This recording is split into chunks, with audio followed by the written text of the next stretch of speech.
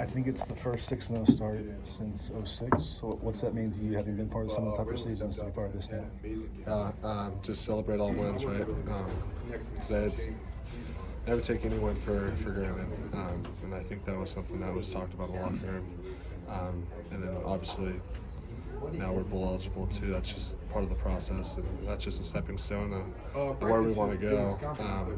But yeah, like I said, just celebrate all wins, and just keep stacking up little wins week by week. It was a tough grind today. What felt like the breakthrough for you guys offensively when things kind of loosened up a little bit? Yeah, I think we just started trusting each other and our technique and everything that the coaches were calling. I felt like we started running the ball really well in the second half. That kind of opened up doors for a lot of other success. Do you feel like Travis's run success was kind of on film coming into this week, or did you kind of respond to what Washington State was showing you guys out on the field? That's hard to tell from a player's perspective, because that's a higher level question. Really proud of the way he ran and the way us five up front, well, I guess including the tight ends as well, responded and ran the ball when we were asked to. Can you talk about Dietich just getting through that game? He's pretty clearly not 100%. Yeah, I mean, respect to him. I mean, it's not easy, right? As offensive lineman, you're expected to play with injuries, nips, bruises, whatever you want to call them. So commend him and his desire to be out there at whatever the cost, right? So super proud of him. The defensive line caused a lot of havoc for Washington State through their first 5 games. Second in the nation in tackles for loss, 7th in sacks. How important was it for you guys to neutralize the effect that they would have pushing you guys back? Yeah, super. A lot of tricks up their sleeve. I felt like they, at least on film, like you were saying, big movement team, a lot of blitzes and stuff. So that was definitely something that we focused on this week, kind of got into the game, just to prepare for whatever that may be. You've seen Thule in practice for a few years now. I think you can probably sympathize with the Washington State linemen today. What is it that makes him so tough as a pass rusher? Thule specifically, he's just his motor. I mean, his quickness, motor, strength, his ability to turn a speed rush into a power rush at the blink of an eye. It's kind of rare to see that in college football, and he does a really great job at it. And obviously, counting against him in practice and one-on-ones and all that definitely gives us an advantage, right?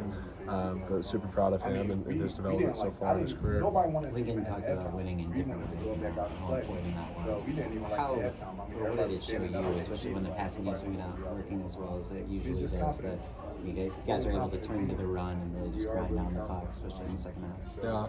I mean, winning on all sides of the ball, I think really what coach meant by that, at least from my perspective, was by all 3 phases, right? Special teams, offensively, in general, defensively in general.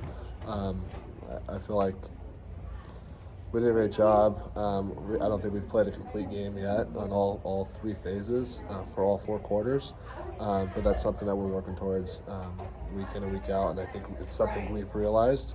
And so we've made tangible objectives to kind of make that a reality for us. What's it like playing alongside and blocking for a guy like Travis? I mean, another dude who just has a ton of experience. Proud of his ability to just put his foot in the ground and just run downhill when asked. Love the dude. He brings a lot of veteran experience to the room, his room specifically, and to the offense in general. What kind of leadership does he bring into the locker room? Super vocal guy, and then just you talk about a guy who just does everything right, crosses all his T's, dots all of his I's. You never hear about him being on an accountability list. So just, I mean, his commitment to this team and to the guy to the left and right of us is just something that really has shown throughout the year so far. He's never necessarily been considered a workhorse, maybe 28 or 29 carries, whatever it was tonight. How much has he proven that he can really carry the load and grind out a defense if he needs to? Yeah, so we actually were talking about it in the shower right before he got on stage. I didn't realize how many carries he had. Yeah, I mean, that's commendable. That's a lot of touches, a lot of hits, so really praise to him. What's it like making them pay for some of the penalties they had? There were 2 drives where you scored touchdowns after they had kind of big penalties. Yeah, wasn't really sure. Their 30 yards that we got, the consecutive 215s at the same time. I didn't really know what was going on. I kind of had to listen to what the refs were saying. Obviously, that's huge, and that put us in the red zone. So whenever we're presented that opportunity, it's an opportunity for us to capitalize, and I think that's something that we just have to take advantage of, right? What's it mean to be able to trust the defense now when you guys do have some scoring lulls that you know that they can kind of hold up in that time? Yeah, I mean, just going back to Coach Riley and just challenging us to play well and accelerate in all 3 phases of the game. It's crazy when that's happening and we're all firing right on all cylinders. Just how well and how dominant you really can be. What's it like? 6-0, like Brian was saying, it feels like you feel a difference in playing at the home team, I guess, that type of energy that you guys are getting from fans and just atmosphere maybe compared to years past. Yeah, I mean, tonight was electric out there, as always. Really thankful for our fans and their commitment to us and just trusting us in our process. We'll see, right?